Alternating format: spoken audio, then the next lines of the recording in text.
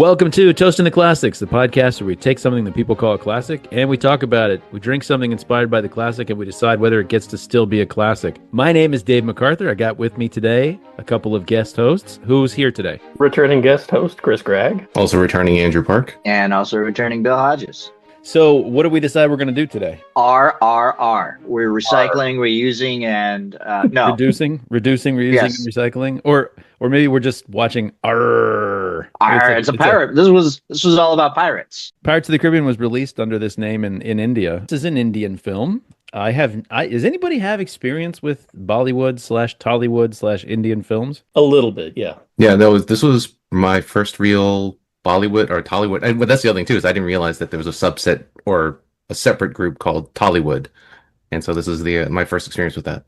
I heard that term somewhere, and I was thinking, does that just mean it's in Telugu instead of Hindi? Is that what that means, or That's the language that's used. Yeah, right. but is I that think what it's also where it's produced. I think That like region. Bollywood is I can't remember now, but it depends on I think like it's what region of the Mumbai. country it's made If I'm from. not mistaken, I think Bollywood is Mumbai.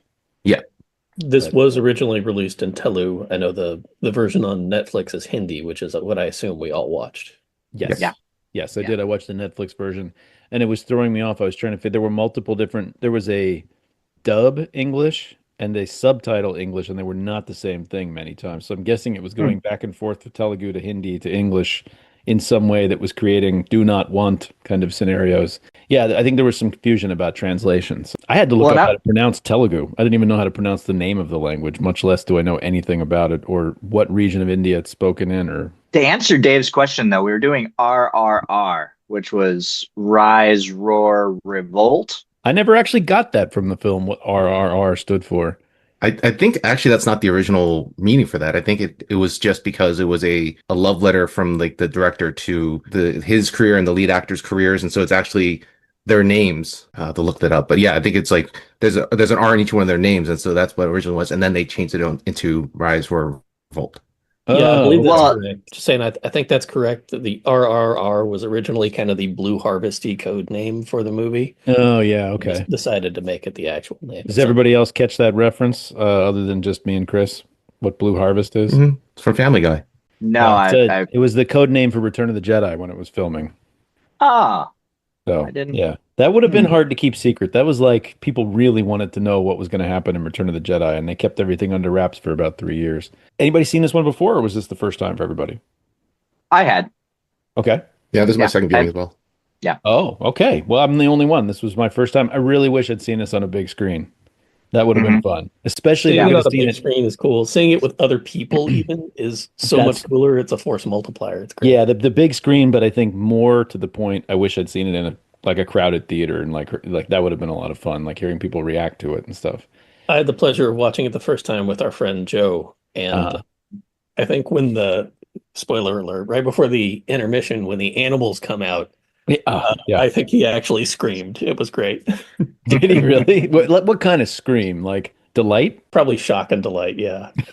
I was thinking he should have said, "I brought a zoo." That part was the moment when I just realized it was supposed to be zany. I was kind of thinking that maybe people had different ideas of what was plausible in an action movie at first. And then that was the moment where I was like, no, never mind. This is just ridiculous. And I am totally shocked it took you that long, but I'm dying to find out where that moment came for each one of you. I mean, there's an opening sequence where Ram fights 6,000 guys. Well, that's just his introduction. The opening sequence is the child kidnapping. I thought a lot about this, and I was thinking this reminded me of both Braveheart and The Patriot, in that the British people have no internal motivations except just being evil. They just exist to be evil. And it's very funny because it's really not some mysterious people that nobody's ever met any of them or something. It's really a group of people that we all know pretty well and interact with, and it's just very strange to see them depicted as just they spend almost all the resources of the British Empire on kidnapping and killing children, like for no reason either, like just because it's fun, for them to do it. So Well, and the fact that the governor's wife just has like that ridiculous chain, or not chained, whip with nails in it and whip. everything. Yeah. She's kind of a kinky governess, huh? Yeah, she just keeps it around and it's like, hey, why don't you use this? I want to ruin my biggest surprise of the movie because we're mentioning her. Did anybody else learn who that actress is? Yep. That was also my That biggest surprise too. that blew my mind. I was like, what happened to her face? Like what she was easily the most beautiful Indiana Jones romantic interest. And wow, I was thinking when the movie opened and I saw her face, I was thinking, did you guys see Get Out? So Yeah. I was thinking how when a movie is created and cast and directed and everything by somebody who isn't white, and there's a bunch of white people in the movie, they cast the weirdest looking white people. Like to have like the most distinctive whitest features you could imagine. And that's what I thought was going on with her face. I didn't realize it was just a complete plastic surgery job. But I thought she was just supposed to look like some caricature of like a creepy governess white lady. I was really shocked to find out who that was. Yeah, Yeah, Jenny. not Jenny's not that way though. Jenny's a pretty young woman I without any strange features. I'm kind of into Jenny. Like Jenny is I'm all about Jenny. And also Sita. I'm also kind Hmm. of into Sita. Like I definitely was going back and forth about which one was my favorite, but each of their love interests is very, very fun to look at. Like very, very nice face to see.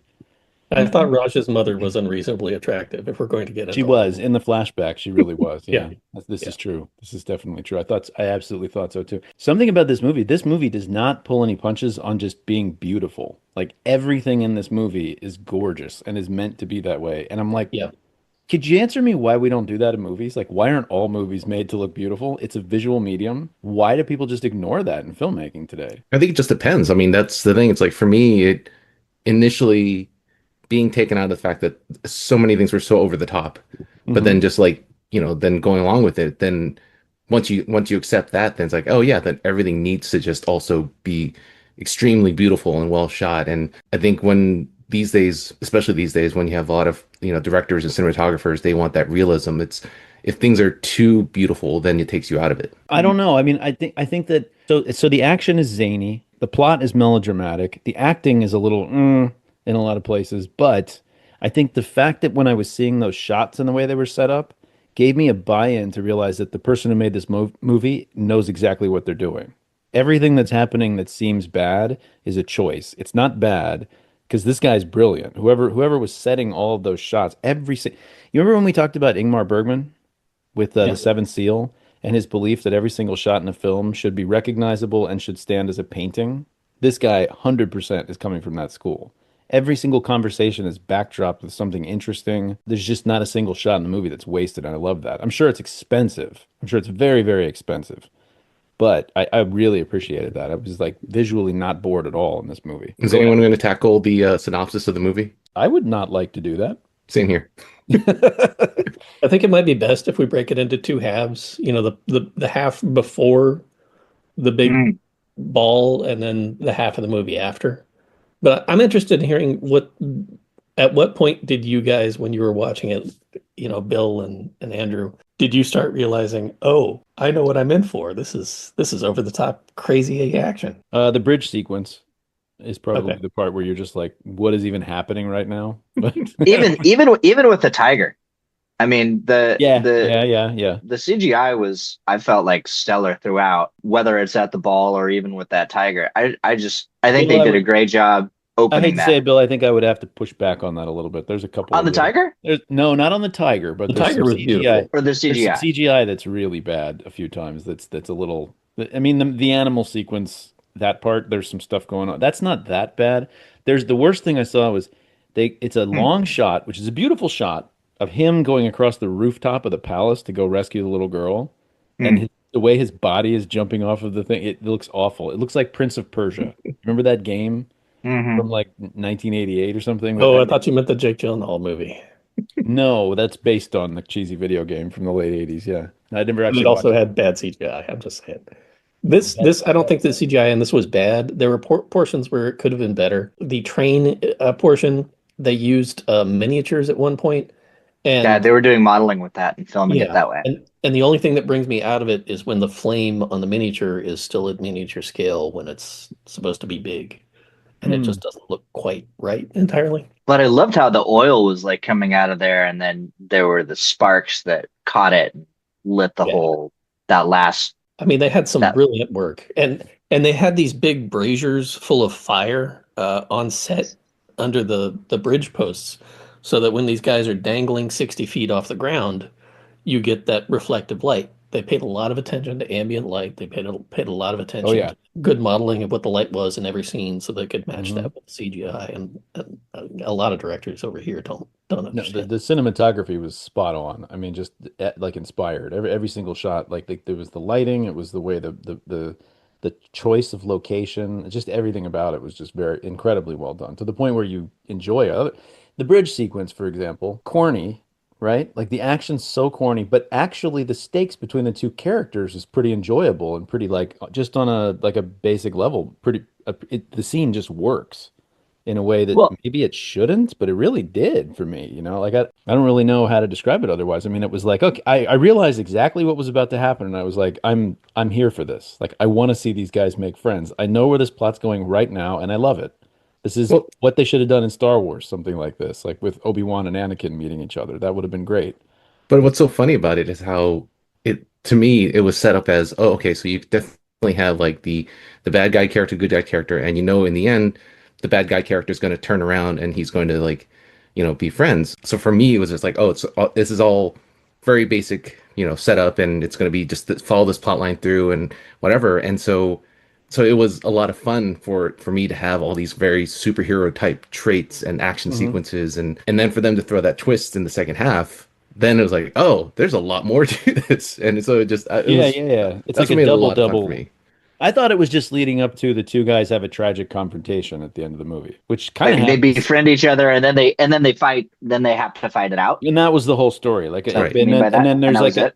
I don't know whether you'd say beginning of third act, end of second act. They kind of changed that, and you're like, oh, okay, this is gonna make the movie longer, but in a good way, I guess. Although I have to say, I'm sticking by my rule, which is you could make a movie shorter than 3 hours. A movie does not need to be 3 hours long. But I think this movie earned 2 hours 20, 2 hours 25. But I think maybe some cuts needed to be made somewhere that could have sped things up. But then again, I wouldn't want to cut one of those dance numbers either. That's probably where I would make my cut if it were up to me. But I don't think I'd get rid of that one with the white guys in the middle of the movie. That's pretty good. The But I one that mean, won an Oscar. right. Oh, the Nacho, yeah, Nacho Nacho, Nacho. Nacho, yeah, Yeah. that won an Oscar. Yeah, that's right. Yeah, yeah, you wouldn't want to cut that, right? I mean, it's good. It's good stuff. Yeah. Also, I think people are used to a long film with an intermission in India, if I'm not mistaken. I don't know whether mine didn't have an intermission. Did you guys? I feel like the first time I saw this, there was an intermission, and Yeah, it's not there now. And I don't know whether I'm hallucinating that or not. Maybe there it's were the way references it to there ended. being an intermission in some of the things I watched. I think there must have been one, but there was not any point where there would have been an intermission in this. So There was a pause, and I'm trying to remember now, and I don't know why I'm blanking on it, but there was something that happened that the it made the movie flashback. pause. It's And probably the flashback, the part where it goes back to his village when he's a kid, to Ram's village. Yeah. I think Mhm. that's where there would have been an intermission right before that, if I had to guess, but I but don't. wasn't there even like a still frame at one point, and it kind of held on that for a little bit longer? And I just assumed that's maybe where the intermission would have gone. Maybe. Was there a thing where you get to see the like fire and water fists come together and then there's a freeze, maybe? After the Well, big palace battle with the I was gonna animal? say I think that might have been it, where their two hands turn Yeah. into like the statue looking hands, and Yeah, yeah. I think that might have been the point, but then again, I don't know. I wasn't pick. So we're talking about the movie. We're deciding whether this thing should be a classic, but there's something else we do on Toasting the Classics. Does anyone remember? We Anyone? discussed what we're drinking. We discuss what we're drinking. Yes, we do. What are we drinking this time, Bill? Well, I'm drinking something totally different from what Oh, you I guys are shouldn't have asked drinking Oh, Bill. I thought Bill because, was the go-to guy on drinking, but well, usually I would be, but for some reason, Indian beer chose to not be here, or at least available here on the West Coast. I don't know if this is racist, but I went to the convenience store down the street where I know it's run by Indian people, and I nailed good it. They, call. they had Kingfisher, so They had it. yeah, It's not a regular, or at least a very common. it's a weird beer. Have you guys tried it yet? It's not bad. It's not bad. It's just yeah. weird. It's like almost lemony or something, like lemon limey. I'm not really getting that mine. There's definitely something citrus. I don't know if it's lemon lime or what, but there's definitely citrus in it. I almost wonder if either yours is fresher or because like I tried to go to I happened to be at like Safeway and Trader Joe's and then tried to look for the beers there and wasn't there. So I ended up going to Total Wine and they had it. Yeah, So I a don't little know bit. if maybe yours is fresher because it comes straight from India and that's why you can actually taste Oh, those I don't notes. think so. I think they brew it locally, both in the United States and in Europe, if I'm not Oh, In really? mistaken. fact, it is made in an American colony, Utica, New York. Perhaps by the Oh, isn't time it that is funny? shipped to California, It was simply out of stock at Total Wine when I was looking it up there. I've had it before. I sold it when I at the beer bar that I worked at. It's fine. It's nothing to It be really like, makes me you want know to what? have I a need another one. Have a fourth? Is that what you said? really makes me want to have a Vindaloo. A Oh yeah, that Vindaloo. would be nice. Maybe some There was biryani. Yeah. I went down to the refrigerator and there was somebody had left like a leftover plate of Indian, and I would really thought about eating it, but I also wasn't sure when they left the Indian food in the refrigerator, so I was like, I don't think I'm going to risk this. So I had a bad incident with some salsa last summer, and I'm much more careful about eating leftovers. So Yeah. Must have been really rancid salsa. That usually keeps for a good long time. tell me about it. I thought it was like I thought somebody had left it during our last visit to Virginia, and as I thought about it after eating it, I realized it was more like 5 or 6 months before that Oh somebody had left it no. there. No mold or anything on it at all? Nothing visible. Weird taste. Weird taste. And I pushed it through because I was like, oh, this must be a weird type of salsa. And I kept eating it. And then I was like, no, no, I'm gonna die if I keep eating this. So I got rid of it, but then I still got sick. Yeah, so the Kingfisher is a lager, right? Everybody agree with me on that? Does anybody know what a Mhm. lager is? Well, usually colder temperature than what Mhm. an ale would be, and it has to do with the specific yeast that's used to produce it. It's a lager yeast rather than an ale yeast. I didn't catch that. I know it's brewed at colder temperatures and then stored sort of in cold temperatures a little bit when you make it. Lager means storage in German or camp. So I would let you guys think why I know the word lager from reading my history. I have heard the German word for camp in the past. But Uh, Kingfisher is like a lucky symbol in India. It's kind of cool. They're beautiful birds. I love kingfishers. They I are always, beautiful birds. always get excited when I see a kingfisher. Although I think we only have one species in the United States. Bill, does that sound right to you? Maybe I'd have to Hmm. refer to a bird book. Sounds right. I thought you were a human bird book, but okay. Sounds good. Now, It tastes fine to me. I would recommend this to anybody. Maybe that citrusy thing kind of sets off spicy food in a good way. it does. It said that originally this beer was brewed going back to the mutiny, like to 1857. And then hmm, I don't know when they stopped making it, but it came back in the 70s at some point. So I don't know what caused it to stop or how long it was stopped, but somebody thought it was worth bringing back, and it's fine. It's a fine beer.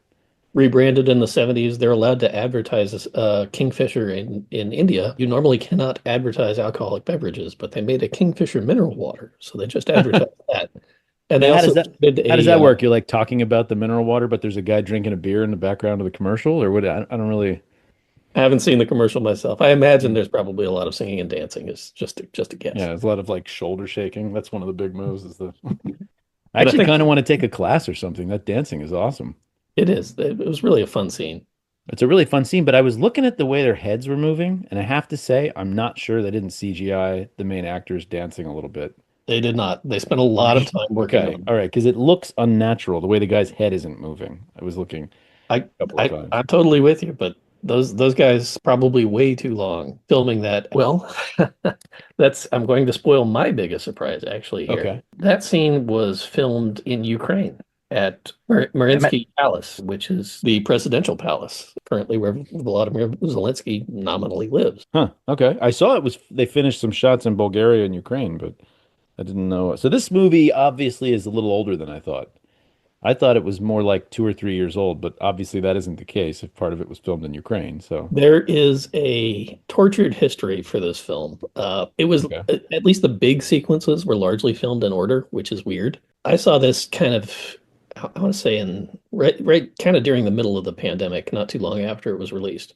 Okay. I have to tell you, it was wonderful to see this, especially the intro where Raj is fighting off that giant mass of people because you just don't see that in the Yeah. movies anymore. About halfway through the movie, actually right before that intermission, is when COVID happened. And so the first half of that essentially is a pre-COVID movie, and the rest of it is largely, to my understanding, a post-COVID movie. I And they completely had, misunderstood. I thought you were telling me that like you were at the movie theater and then at the intermission COVID happened and I was like, what does that no, mean? What like people started coughing in the first half and then you're like, we got to get out of here. Like, this was okay, released I get after it. I get it. COVID. Yeah, okay, in But the making of the yeah, movie. At no, least it wasn't during the smallpox, right? sequence of production for the movie, COVID occurred about Okay. halfway through the filming of that scene. Apparently, really hard to get a lot of the foreign actors back because of Hmm. travel bans and various other things Well, the going one guy died. The guy that played Balin Skoll and was on Rome. I can't remember on. the actor's Well, after name. this movie was released, Oh, yes, he okay. passed. All right. Yeah. Yeah. He's good. I really like him. He let himself get a little heavy, which is why I think he wasn't in quite as many movies as he otherwise would have been. But he's really good on Star Wars. I thought he was great on that, and he was Ray Stevenson, yes. yeah, that's Yeah, it. Yeah. yeah. I like the way he carries himself. He sort of plays this a similar part in both of those things, and it comes Yeah. off probably the single best thing about Ahsoka was his presence on the show, Hmm. which is not saying much, but I thought he was impressive on that. How all of the villains in this have absolutely no dimensionality whatsoever. No. They're just pure caricatures. And you had thrown out a comparison to the movie earlier. My comparison to the movie is a mix between Bad Boys 2 and a Shakespearean comedy. Oh, I have that in my notes that this is a Shakespearean comedy, 100%. I think that's actually really common in Bollywood movies, I is think that they so. have those sort of like Three's Company plots that I think have their derivation from Shakespeare at some point. Like, Yeah. I'm going to go to the party, but I'm going to pretend to be this person, but the person who's in love with me is on the other side of the party and they're dressed like someone else, and hijinks will ensue, that kind of thing. I was thinking that. When the guy is poisoned by a snake and has the dramatic reveal of his friend, but he can't respond to it because he's been poisoned by a snake and Yes. yet he's Yep. not capable of speech or anything. Yeah. Yeah, no, it works though. I think it really works in this movie. It's funny. The melodrama is sold by the quality of the filmmaking. And I think those two leads really nailed their parts. The Yeah. somewhat questionable acting was some of the supporting stuff. I think there's some questionable acting on the parts of literally everyone in the film, but that may be different conventions of acting. For example, I don't think it's a lack of skill, but as an American viewer, I'm like, oh, I don't know if you're selling the emotion. It's too over the top, you know? I always used to think that watching stuff from Hong Kong too, though. It's just different styles of acting. Almost like if you watch something on the stage and you see the way people act on stage, there's just different conventions for how you emote, and they're disturbing when they're put into a film. They throw you off a little bit on a film because there are subtle things that aren't being done the same way. So, That's actually, yeah, I remember like when somebody clarified that for me as well with the stage first, the difference between stage and film acting, and the fact with stage acting you're mhm. playing to the whole room, and like you're saying, you have to be a lot more bombastic and a lot more like Yeah. the way you emote and everything. But then like for this movie in particular, it's like they should be playing to the camera a little bit more, but instead they're still giving these really big performances. And Hmm. but at the same time, it's like you're saying comparing it to like Hong Kong cinema, that was kind of my basis of comparison, and that's why for me like seeing a lot of the over top stuff, I was like, oh, okay, so it's going to be this kind of movie. And then like the wire work and everything reminded me a lot of the Hong Kong films too. Yeah. So I just kind of accepted it for that. It's like, all right, let's just go for the ride and let's just have fun with this. You know what I remembered? I was watching this movie and I was looking at the combat moves and I was like, it's very much, I think for us today, that's very much coded East Asian, right? You're like, oh, that's Hmm. Kung Fu, that's karate, something like that. But the funny thing is, in the mythos of Kung Fu comes from India. Like that's where the monks learned Kung Fu, is they brought it from Hmm. yogis in India and used yoga and the moves that are with that to create Kung Fu. So there is a connection between the two things in a way. So that's speaking of which, Chris, I think you made this point is that this film, and maybe you want to make it yourself since it was your own original thought, but this film is a lot like Crouching Tiger. No, that was my thought. Oh, that was you? We had that Yeah. conversation? Oh, I'm sorry. Yeah. So go ahead. Yeah, go ahead and say Oh it. yeah, just that the fact that it was like it was actually a similar point was made from a friend of mine who has a lot of Indian coworkers, and we were talking about how we'd seen RRR and how great it was, and they were saying how like oh that movie's great, but if you really want to see some good Bollywood movies, then you need to watch these other ones. And to me, it was a lot similar to how when Crouching Tiger came out, and Crouching Tiger is a great movie, it's beautiful, it's one of my Mhm. favorites, Very but for similar. The yeah, but filmmaking is for very a lot similar. of people who watch Hong Kong cinema, it's like, yeah, it's a great movie and you got the Hollywood budget behind it. But Mhm. if you want a really good wuxia movie, you should watch, X, Y, and Z instead. Yeah, I had the same when I watched Crouching Tiger. What I came out of it was saying I was like, "This is a beautiful movie," but I've seen this kind of fighting and stuff in because I watched those movies.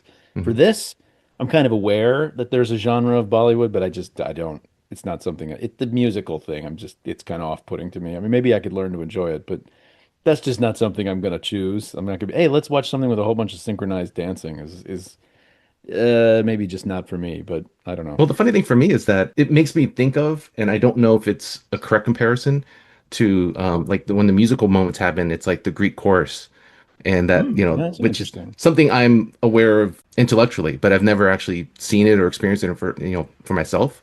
But I Hmm. always kind of imagine that's what it'd be like. It's like if we need to take a moment where we need exposition or whatever, we're going to have the Greek chorus come out. So for this, it's like, oh, we need exposition. Let's do a dance number where the background singers can explain what's going Yeah, on. because they're actually saying, if you look at the translation of the Telugu, they're saying like they are brothers, they are going to fight. Who's going to die when they fight? And it's like it's Hmm. actually it is kind of like a Greek chorus. I hadn't really thought of that. Not only in the sense that it's doing the job, like you said, but also just in how stylized it is and Yeah. how weird it is for somebody who's not used to the stylistic conventions of this film. You know, I mean, I'm aware of the genre to the extent that I'm like, all right, I get it. But if you just went into a movie and you thought this was going to be like, Bad Boys 2, and then all of a sudden there's all this dancing and stuff, and be like, what is happening right now? So, what's everybody's favorite sequence? For me, it's got to be the introduction for Raju. Just Yeah, the it's good. opener when he The goes out to leaping arrest over the that barbed one, wire. the guy in the red turban, the only guy with the red turban in the whole crowd of Hmm 3,500 people, and just lays into it, and that claustrophobic feeling you get when all those people pile on top of him, and that's so much fun. It's like the one battle that Jon Snow was in Game of Thrones. I honestly think Yeah. they might have cribbed that from Hmm, there, could but be. Yeah, that was good. It was really well done. yeah. Yeah, that's a good one. I love everything. I kind of like the last bit with all the motorcycles and he's turned into Rama and he's like shooting grenades at the guys on the motorcycles. That part's pretty hard not to like for me. I really did kind of get a kick out of all. Or the part where he's Throwing a motorcycle. throwing a motorcycle. Yeah, I actually was looking up certain. That was like, how much does a leopard weigh? There's a part where he picks up a leopard. Actually, the way the leopard is depicted, it looks like it would be impossible. Did you know a leopard only weighs about as much as like a human woman, like maybe 100 pounds? So yeah, you could actually throw a real leopard, not that thing, whatever that was in the movie. That's like a saber-toothed tiger or something. There's no way you're going to throw that. I think you also need to make it clear you could possibly throw a willing leopard, but I think one that's trying to fight against you would probably be a lot more difficult to throw. Yeah, leopards and tigers are probably a little better in a scrap than these are depicted as. They're like uselessly like pawing at the person. Like that's not what happens when a person fights a tiger. And That's yeah, game over. if you've ever tried to throw an angry cat, you know it's not easy. And I've never thrown an angry cat. I did once shove a dog pretty bad because he tried to bite somebody, and that didn't feel good. Mm. It's like a little dog flying in the air with his paws. Wow, Chris. Something I That was a total joke. I'm not kicking or throwing cats. It's just Oh, okay. trying to move one off. no animals were harmed in the making of this film. Especially not any oxen, right? So Dave, I think you need to edit out that disclaimer and just let the internet believe that Chris likes to just throw like cats. Chris be canceled for animal cruelty. Yeah, sounds good. So let's hear your favorite movie parts, Bill, Andrew. I don't think I gave well, I guess I said the Rama fight. What does that make Beam? Is he Hanuman? If Ram is Rama, which that is definitely, I mean, his girlfriend is Sita. He's carrying a bow. He looks just like him. Except I think Rama's blue. No, Krishna's blue. So yeah, he's Rama. So I think that makes the other guy Hanuman, which is the monkey from the jungle. It kind of works, like the way he fights and stuff. The problem for me is that I know less about the real life figures that they're based on than I do about the Hindu gods. So I have Sure, no yeah, idea, me too. like, I don't know anything about the history. I didn't even yeah. know there were historical figures until you mentioned something about it. Yeah. So I mean, that's the thing. It's like the two main characters are based on real life, I guess, revolutionaries in yes. India. But right off the bat, like I said in the beginning of the movie, these are very loosely based on them because they've had no real interaction in real life and real history. It's just they took them and they basically Tarantino'd them into creating this like alternate reality of Oh Indian yeah, history. yeah, yeah. Like Django, like Rama Unchained or something. Yeah. Yeah, It's funny you say Tarantino them because he did specifically say, the director, that Inglourious Bastards was an inspiration for this movie, and that you could Questionably. shoot Hitler and it was okay. You could have your own interpretation of historical events. But at Yeah. the same time, it's funny that I don't know if this was like intentionally just to kind of be careful, but that the governor is not based on anybody in real life or his wife, and I don't think there's anybody else.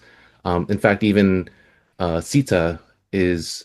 Well, this was the thing I found interesting because I had to look this time around that Rama is actually, I think it's like in the movie it's Rama Raju, but when you look him up it's Sita Rama Raju, and apparently it was something that he added onto his name, the name Sita, because it was based on his longtime love or his like some a girl that he was in love with who died when he was very young.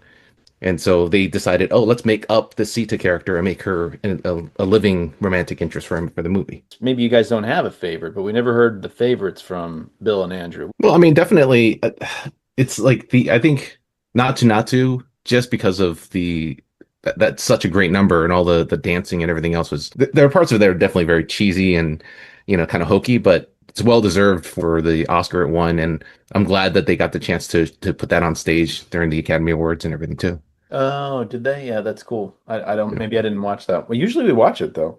Yeah. But Which part was that? The part with the dance? with the You white Mhm. mean? guys, with the white guys at the palace where everybody starts Uh, I actually was pretty impressed, I have to say, like that, that that they had everybody like learn the dance right away. Like even the Europeans like learned it. They couldn't do it for as long as the magical heroes, but still it was Right. I was impressed that everybody learned it. I kind of thought maybe they were going to get a little redemption, but that's just not how this movie is. There's one nice British person in the entire movie and no other personality is allowed. just Jenny. Just Jenny. Jenny. Just so aside from negative portrayals of the British Empire, which is okay, like I said, we've done that in American film a couple of times too, but there's a little bit of a, I mean, it's not a little bit, there's a propaganda vibe to this, right? It's a little disturbing if you know a little bit more about India and like Indian politics and like the BJP and stuff like this, sort of this ultra nationalist movement in India. It's not all good. It's not all like just, being proud of your country and being glad you threw off the yoke of British imperialism. Fine. But there's a little bit of chauvinism to it and a little bit of flag waving and a little bit of obviously we're prone to that in this country sometimes too. I'm not saying we're not. But you know how there's these gigantic movies in China right now? I mean, huge, like some of the hugest movies, the most money that any movie's ever made, but you watch them and they're just like a depiction of the Korean War that's just glorious Chinese heroes winning the Korean War kind of thing. Hmm. It's a little bit of this weird movement that's going on in some of these other movie markets, right? Where they're really kind of propaganda in a Yeah. lot of ways, or appealing to the base I mean, I don't think India it's necessarily state propaganda, but it's appealing to the base instincts, Yeah. sort of There base was a nationalism. Chinese movie I forgot which one it was, but that there was almost a whole part of it where it made it seem like, oh, it's thanks to the Chinese that we defeated or that they helped defeat the Nazis, which it's like, oh, okay, well that's not a part of history that I remember learning. But yeah, I mean, Well, I no, the Nazis, I don't know about the Nazis, but they definitely had a part in fighting the Japanese, oh no, no, this the movie Chinese. was them fighting the Nazis. Oh yeah, okay, no, that's in ahistorical. Yeah, Like you right. said, unless there's some part of history I don't know about, that's not reality. Yeah, Yeah, things like I'd heard similar kind of things, and unfortunately, I'll admit that I'm very ignorant about the past history and the current politics in India and everything else. But I got the it, vaguest notion of it. I'm not claiming to know a lot about right. it, but It was definitely very clear that there was a certain kind of propaganda vibe to this, and also just the fact that I'm not familiar with the historical figures that were shown at that final dance number and song, at the for the end before the end credits. right. Like Um, in the background, yeah, like I don't know who those people are either. right. But the fact that when I looked it up and not one of them was Mahatma Gandhi, so it's like, well, that's probably saying something about what they're trying to say in this movie. I so I again talking out of my you know what, but I think there's a little bit of like a Malcolm X versus Martin Luther King kind of divide there, where Hmm. these are the Malcolm X figures, the ones that used violence, and then Right. there's Mahatma Gandhi, the guy who actually made things change that didn't use violence. So I think there's maybe I could kind of impart a certain amount of a disagreement about revolutionary philosophy there. But Did anybody look it up? And I forgot to do this myself. The flag, there was a I slogan that don't was know. Yeah, I don't prominent in know. that.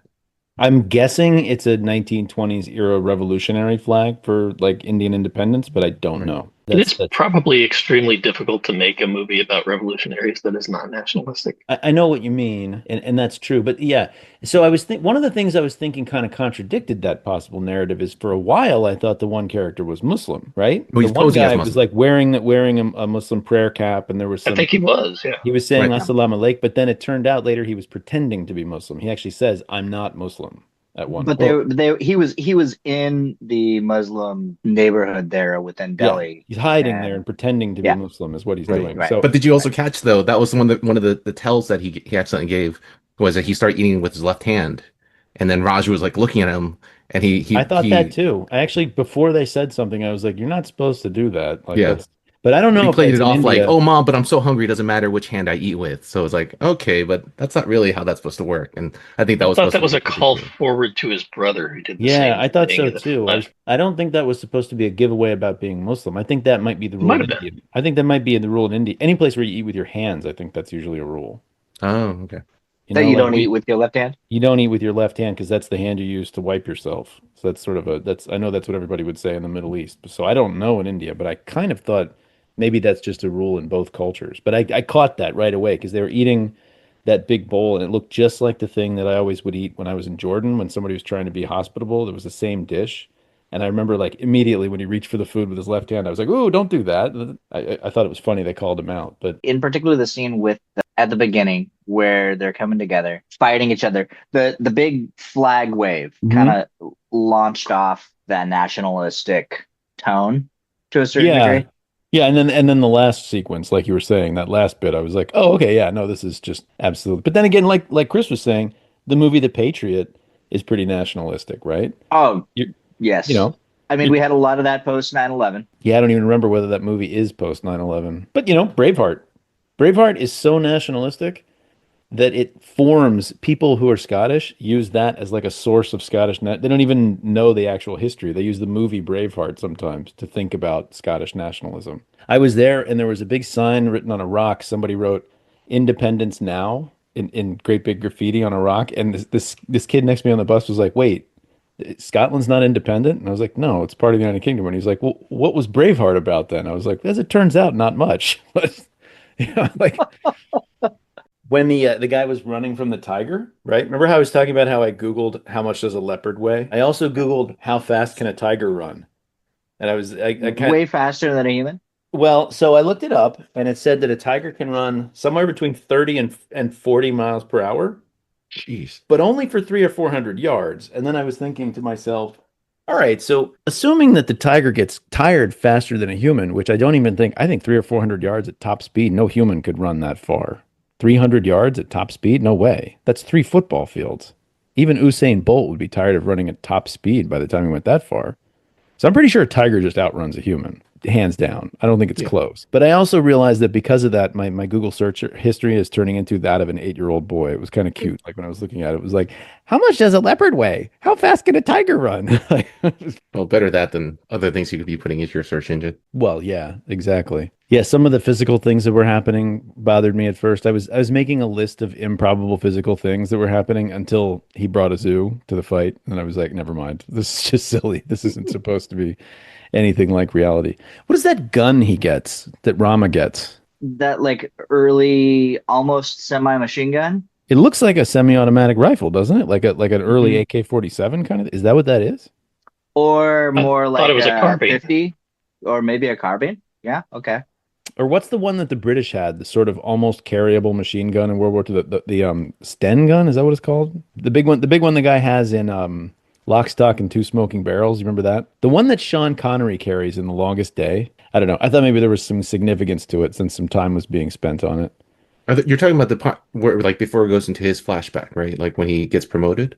When It's he like gets leading up promoted. to, yeah, as a Yeah. His special award for becoming special a special officer. Right. officer is when, yeah, exactly, is when Right. he gets. Was that weird? They're Was like, you like get to this have a the really cool gun now. You got a lightsaber, basically, because you're a special officer. Like, but I just and thought that it looked like it just had a built-in bipod, or I don't know what you call that, like the two mhm. legs. So I just assumed it was some sort of like specialized sniper rifle. It looked more like it was for power and lots of shots rather than being a sniper, but I don't know. You know, because it The had like that long barrel and everything too. I put a little note here. It says the freedom to be cringe is really fun. And I think it's really important that this is from a different culture when you watch it because you don't just immediately jettison the movie because of some of Mhm. these zany crap that happens. So that's an obvious thing about it being an indie movie. It's fun. You can just enjoy this crazy action and melodrama and stuff like that. But there's the one thing I don't and I'm sure you guys noticed this, but if this were an American movie, those guys would be gay. 100%. There's like sequences where they're holding hands underwater and stuff like that. And I'm just like, oh, isn't it nice to harken back to a time when you can have a movie about two guys really being friends and nobody's gonna ask. just frolicking underwater and just Yeah, putting their hands out towards each other. yeah. No, I mean, what's wrong with that? Racing, Well, like the part where they're racing between the horse and the motorcycle and they're laughing at each other and stuff. And I was like, if this were an American movie, these guys would get naked after that. Like this is not, you They're can't so have, secure in their sexuality, they can have a piggyback prison break. yeah. Yeah, yeah, yeah, yeah. I think well, so. but Yeah. it's funny to me though because I guess I'm a little more used to the fact that I didn't think about this about Indian culture, but with Korean culture, at least back in the day, like I was told, I've never actually seen this or experienced this, but that especially when boys are young, they would hold hands and Uh-huh. hug and Yeah. everything else like that in a Yeah. very platonic, very like heterosexual sort of way. But then at the same time, a lot of Korean culture, at least back in the day, was so Frog and Toad homophobic. are just friends. Right. I mean, that thing is so homophobic that it's just like, no, no, no. There's like, I remember somebody told me, an older Korean told me, he's like, no, there are no gay people in Korea. Like, we're okay with gay people, Sure, but just we don't have gay of people in course, Korea. yeah. People say that. I think Vladimir Putin said that about Russia. I was like, oh, okay, yeah, sure. Sure. Yep. Yeah, I've heard that. You remember Mr. G, our high school teacher? I mean, he Hmm. was telling me he used to walk down the street holding hands with his friends, and nobody thought it was weird. And I was like, oh, that's kind of refreshing and innocent. But Yeah. then again, that probably is a culture that believes there are no gay people and therefore represses the existence of gay people. So it's a little bit of a tip of the iceberg to sort of a nastier society in some ways, Yeah. I'm sure. But yeah, I thought that was pretty funny watching those guys interact. But I actually had fun with them just being buddies. I was kind of like, you Yeah, can't ever just have like a buddy sequence like that in a movie now because it would be weird. But Yeah. that's the Well, whole those actually, Bad Boys 2 feel for the movie for me, right? yeah. There's some sequences where the two of them are like shooting together and like turn back to back. Nobody's got a shirt on and stuff. And did I ever tell you guys about the time I went to Abercrombie and Fitch and I bought a sweater and I was wearing it and I was at a party and there was this gay guy I knew in college and he was like, "You know Abercrombie and Fitch is for gay men, right?" And I was like, "What are you talking about? What do you mean it's for gay men?" He's like, "Do you have the bag from the sweater you bought?" And I was like, "Yeah, sure." And I showed it and it was two guys, no shirt on. One guy had his hand on the other guy's back and the two of them were looking at the camera together and I was like, "How did I not see how gay that is?" I'm just so innocent to this kind of thing. Like as soon as he pointed out, I was like, those guys are going to take the rest of their clothes off in 10 seconds. There's no way." So Dave has It no was a heated gaydar, rivalry indeed. Yeah. fire and water. but related to that, I also thought that it was kind of refreshing that they didn't have to involve like a love interest complication with the thing. That the fact that like that Raju already had his girlfriend, fiance, Yeah. waiting for him, and that he was trying to help like Brown to like get set up with Jenny and everything. He was like the best wingman ever. He was doing Oh, a great Chris, come job on. there. Anytime you need me to throw nails under a girl's motorcycle or car to get her to stop, I'm there for you, man. I got your back. Done. As long as you do the actual patching while I chat her up, it's fine. Yeah, I'll do that. Yeah, I'll change the tire. You can talk. You as long as you can speak English and Telugu pretty well and do the translation. There's some kinks into that situation. It's funny that he didn't think to ask him before they talked. Do you speak the same language as this woman before I set you up with her? Slightly more serious observation about the friendship situation is that I didn't realize that they were doing Ramayana at first, and I actually just for some reason was thinking Gilgamesh and Enkidu because Enkidu's like the wild man from the forest, and Gilgamesh is just kind of like the more traditional fighter. And I was thinking about that, and then I was like, no, this is Rama and Hanuman. But then I was like, wait a minute, is Rama and Hanuman? Does that come from the Epic of Gilgamesh? Sort of? Is that the same story, kind of getting translated to a different place? I don't know. I don't know if anybody's done the scholarship on that, but I'll put that out there for someone to look up, maybe do a Or thesis. or So. or just parallels that we're seeing. Yeah, well, I mean, like for example, in Gilgamesh, there's the Noah's flood happens, and it's the first place where that story is told. So it's I was a little bit confused by the fact that it seemed like they were trying to make a like this almost a symbolism or whatever. The fact that Raju was kind of the more modern Indian, that he was the one obviously from the military background and everything else of that. But then he was the one riding the horse, and then Green was the one who was riding the motorcycle, knew how to like make those kind of repairs. But he's the one that's supposed to be coming from the forest and stuff. So I was a little bit confused what like if there was Hmm. supposed to be a reason for that or if that's just the way they Yeah, why wrote the was he so characters. good at repairing motorcycles? What was that all Yeah. about? Where did he pick that up? Yeah, that seems like The 'cause I feel the like mechanic skills. the mechanics. Well, I feel like if Mowgli was in a movie and went to the city, you wouldn't be like, "Oh yeah, Mowgli knows how to fix a motorbike." Because I was definitely thinking of Mowgli when I was looking at this character. I mean, I Yeah. guess he wasn't raised by wolves, but he did grow up in the jungle.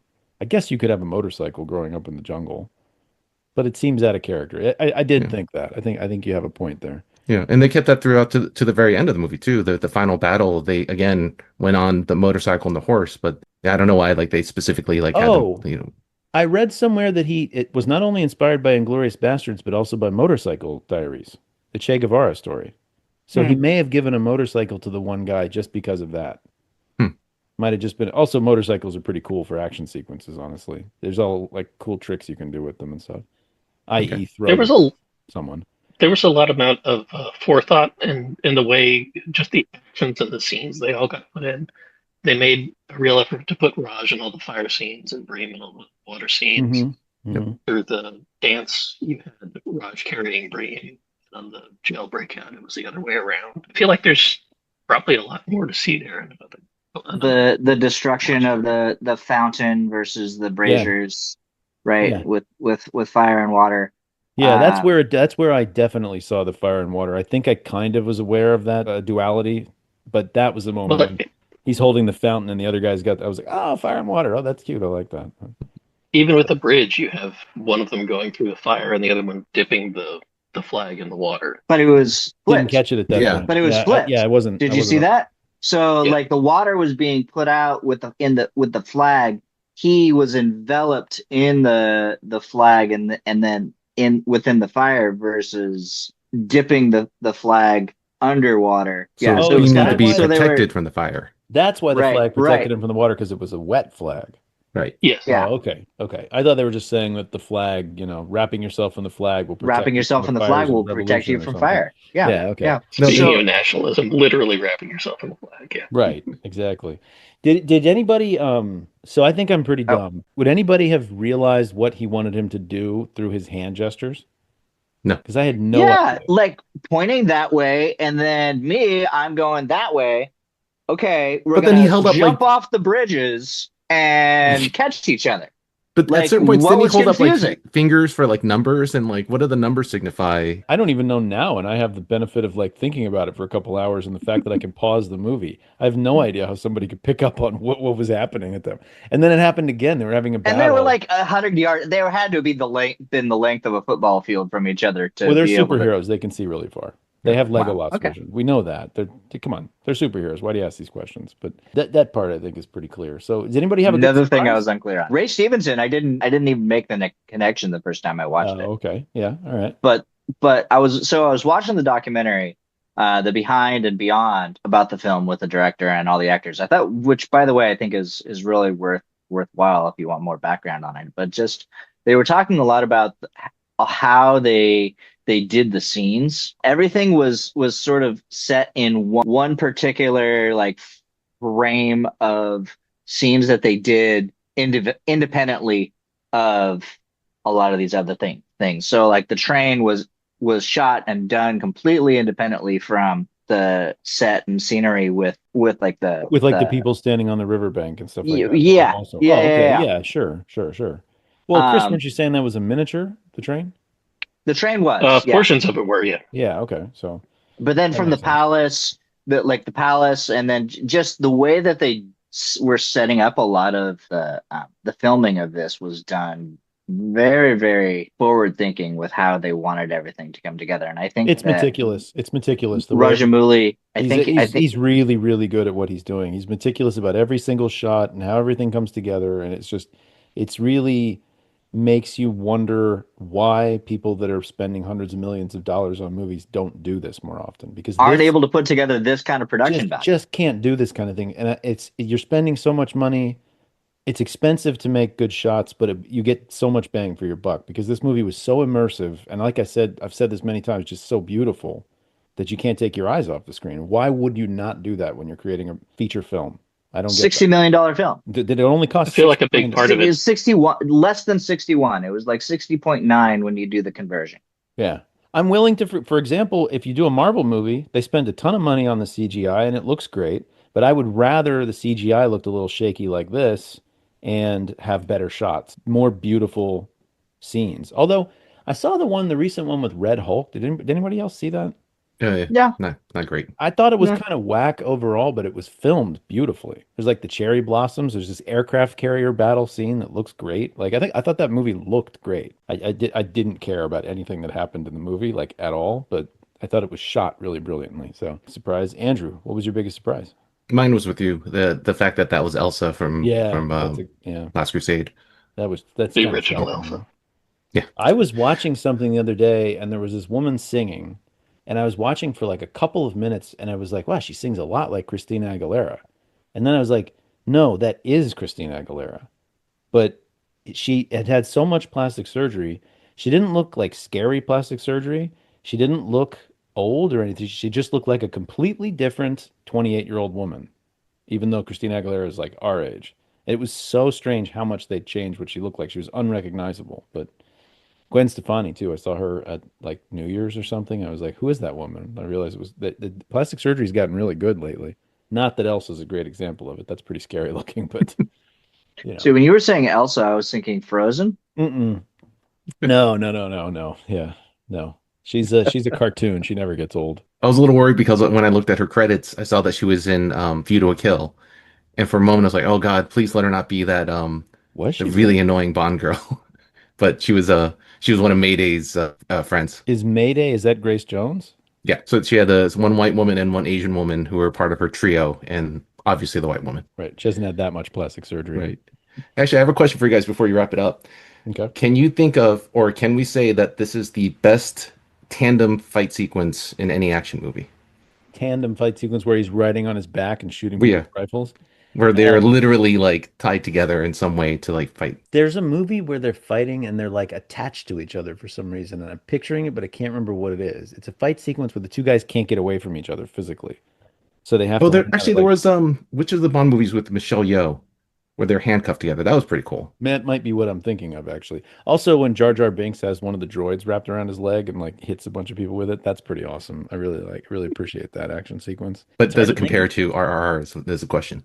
Oh, there's a Jackie Chan has his arms in the other guy's coat and he's fighting that way. It's either him or Sammo Hung, and they've got their arms together. He's got his arms through the other guy's coat, but he has to fight with his legs and the other guy's fist. I'm picturing it. I can't remember whether it's Rumble in the Bronx. Shanghai Noon or something. Something like that. There's definitely a sequence like that in one of the movies, though. They somehow get into each other's clothes and they have to fight while like in each other's jacket. It's pretty fun. It's very Jackie Chan. I think it's a Jackie Chan bit. I could be remembering that wrong, but anyway. But back to the question though, is do any of them compare to this tandem fight sequence? I don't know that they do.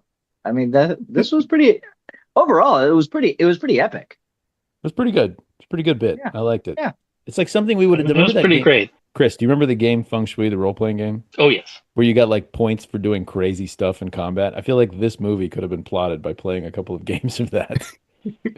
I remember I was in that game. I was fighting. I had a guy who was he was like the killer. He was like an amazing assassin with handguns, right? And he was on the New York subway, and there were a bunch of bad guys coming at him. And I had him shoot the emergency brake of the train so that the train stopped, and then all the guys went flying through the air, and he shot them out of the air as they were flying over his head. The scene, one more scene where they're riding along towards it's nearing the end where Stevenson basically is about to go down, and as is Elsa. The car gets hit. Oh yeah, yeah, yeah. He comes flying up. Catches the sniper rifle in the air. That was epic. That was awesome, Yeah, that's right? good. I But love then it when the also, bad guy. I love it when the bad guy gets a couple of moments like that. yeah, that's what I'm saying. Like in Avatar. Remember the James Cameron Avatar? They had I the just bad watched the guy. third one. I didn't, I just don't really like those movies very much, so I didn't get around to seeing it. But they gave the bad guys some really good moves and some quick thinking towards the end of that movie, and it was one of the first times I'd ever seen like, oh, the bad guy's actually not stupid. I actually kind of appreciate this. Like you can see how he's thinking around his problems and solving them and doing cool things. Like that's kind of fun to watch. Yeah, I like that moment where he got the gun and then He shot He kind of the shot car. their shot the car so they yeah. Yeah. crashed. That's right. That's right. Right, Yeah. because both the girl and he flew like way out of the car and stuff, and he ended up getting impaled in the back from the tree. Yeah, that part I remember. That was pretty nasty. But How did the daughter not see her mom be killed? Molly. her They were mom driving doesn't away, die. remember? Molly was alive. The mom? Oh, yeah, the lady got hit in the head with a stick Yeah. because it's too expensive to use bullets on Indians. How many times did they use that line? At least Just three. twice. No, Three it was only times. twice. Yeah, I think it was three. No, Two no, or- because Ray two or said three. it twice, and then they said And he it to used it in him the at the past. end. Oh, also. right. Yeah. Which, by the way, what was the inflation rate on that? Because didn't it go from like 6 shillings to a pound? Yes, it I did. what is it? 20 shillings to a pound is the normal going rate, isn't it? It Well, went this is from they it went from a pound to 2 shillings. but they decimalized before we were born, so this is why we don't know this. But it used to be a thing. Like you had to know how many pence to a shilling and how many shillings to a pound, and then I don't know what a guinea was. I think it might have been. How many furlongs in a mile? Yeah. Yeah, exactly. Life used to be a lot Those more difficult. I remember being such a, I don't know what the word I'm looking for, but yeah, as a kid, like just thinking like, man, the British like currency system so like silly and like all these funny names. Not even thinking about the fact that you have We people have coming here feet learning and like, inches and miles and or all. just dime, nickel, quarter, and like, Oh, well, at least that's 5, 10, 20. That is, that's fairly rational. It's Pretty much. You are correct, Dave. I was thinking of the down conversion. It is 20 shillings to a pound, Okay. but it I is must have- 1 shilling to 12 pence. See, that I wouldn't have known, but I think I did look up how many shillings to a pound at one point in my life. So the cost of that bullet went up over 3 times Quite a in bit. that time Yeah. period. But you'd think that the cost of transportation and import and everything would be a lot cheaper. It would get more cost efficient to bring, bullets to the British soldiers in India. I don't know. But the biggest cost is grift or tariffs. Yeah. Yeah, something like that. Yeah, Or we know something nothing about like- that now. I think it's time for us to go ahead and vote on this. We're going to have a problem because we've got 4 equal votes. So this could end up being divided. We don't have a foister. We don't have a foistee. We don't have anybody who's going to have to recuse themselves from the vote.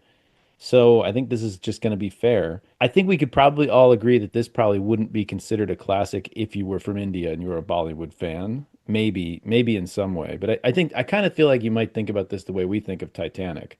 Like this is a gigantic spectacle, but maybe not the most classic or best Indian film. But I'm just guessing how people would feel. But who wants to go first? Who wants to say what they want to say? Yeah, I'd love to go. I think of this as a classic movie, maybe not as a classic of Indian cinema, but as a classic of a real fun action movie to watch with a group of people where you're just going to sit down and have a great time. I have to agree with Chris. Quoting Ram Charan from the documentary, is he was talking about how just this really brings out how the capacity for the Indian film cinema world to really hit a global viewership, and I think this film really did that pretty well. Yeah, and I have to agree. I think that the fact that it opens the door to Indian cinema and Bollywood or Tollywood, and I mean, just for me personally, the fact that I ended up watching another one of the director's other movies, previous movies, Bahubali, and it was just like it made me more open and willing to check these out. And it's not in my wheelhouse, but I mean, it's a lot of fun to watch. Is that the one with the fly?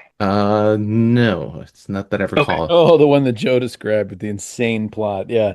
I can't even remember. I what love it that was. movie. Yeah. Oh, it still has an insane plot. I don't remember specifically what it is, but it's I don't remember the fly in it The specifically. one about the reincarnated fly or whatever was going on when the thing Joe told us about. Yeah.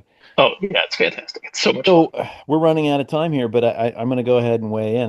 I'm outvoted 3-1 no matter what happens, even if I vote against it. I almost want to say that this movie sucked or something just to be contrarian, but I thought this was I thought this is a lesson to how to people over here how movies should be made. I mean, maybe not some of the acting and CGI and some things like that, fine, but in terms of what you can do with the visual medium of film and how beautiful and entertaining a movie can be. I mean, I feel like people should just do this more often. Like, I don't know why people don't do this more often because there's some corny stuff going on in some of our Marvel and Star Wars type movies that the way that this is are not as much fun as this is. So I would vote for it. I think this is a 4 for 4. I think we're unanimous here. I think Right. it's a classic in that it brings this to the rest of the world in a way that hasn't been done before. Because I feel like kung fu movies, for some reason, appealed to the world in a broader sense, in some kind of way. Maybe just because of Bruce Lee. They But got really popular in the 70s, yeah. yeah, I think Bruce Lee brought that to the rest of the world, and it hasn't really happened for Indian films yet, and maybe it still hasn't, even though this was, pretty high. Slumdog Millionaire. Slumdog Millionaire, yeah, but yeah, sort of, but that was really just train spotting with Indian people to a large extent. It didn't really have the spectacle that this movie has, and No, that's what I think no. is what. Not quite. Definitely not. Some. There's a little bit There's- there, but some, and it was also done by the same degree. European that made the Right. movie. It's True. not by. Yeah, I think it was. Anyway, so I think we're voting for it. This now enters the canon, and I think that maybe we should open it up and try to watch some other classical Indian films if you guys want. Let's get together and watch something that's considered like a true classic, like the Casablanca of Bollywood. Let's try to find that film. So for Dave McArthur, I'm saying goodbye. Thanks for having me. I'm Bill. I've been Chris Gragg. Thank you. This is Andrew saying goodbye. Peace out, everybody. Thanks for joining us.